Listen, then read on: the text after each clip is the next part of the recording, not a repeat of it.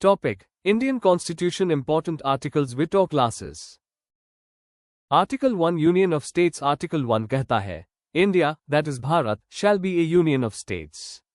यहाँ ध्यान देने वाली बात यह है कि कॉन्स्टिट्यूशन में फेडरेशन शब्द का प्रयोग नहीं किया गया है, बल्कि यूनियन शब्द का प्रयोग किया गया है.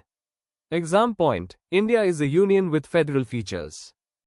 Article 3 formation of new states. Article 3 parliament को ये पावर देता है कि नया स्टेट बना सके, किसी स्टेट की बाउंड्री बदल सके, किसी स्टेट का नाम बदल सके. एग्जाम्पल: तेलंगाना का गठन आर्टिकल 3 के अंतर्गत हुआ.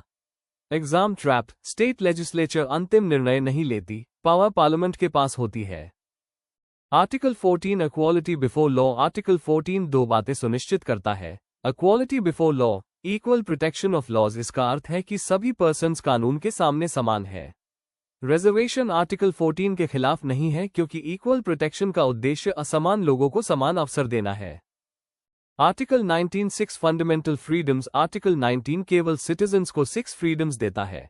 Freedom of speech, freedom of assembly, freedom of association, freedom of movement, freedom of residence, freedom of profession. Trick SAMMRP. यह अधिकार फॉरेनर्स को प्राप्त नहीं है. Article 21 right to life and personal liberty. Article 21 कहता है कि किसी भी पर्सन को लॉ के प्रोसीजर के बिना उसके लाइफ या पर्सनल लिबर्टी से वंचित नहीं किया जा सकता. सुप्रीम कोर्ट ने इस आर्टिकल की स्कोप को एक्सपैंड किया है, जैसे right to privacy, right to clean environment, right to live with dignity. ये सिटीजन्स और नॉन सिटीजन्स दोनों पर लागू होता है. Article 32 constitutional remedies. Doctor BR Ambedkar ने आर्टिकल 32 को कॉन्स्टिट्यूशन का हार्ट एंड सोल कहा. यदि किसी व्यक्ति के फंडामेंटल राइट्स का उल्लंघन होता है तो वो सीधे सुप्रीम कोर्ट जा सकता है.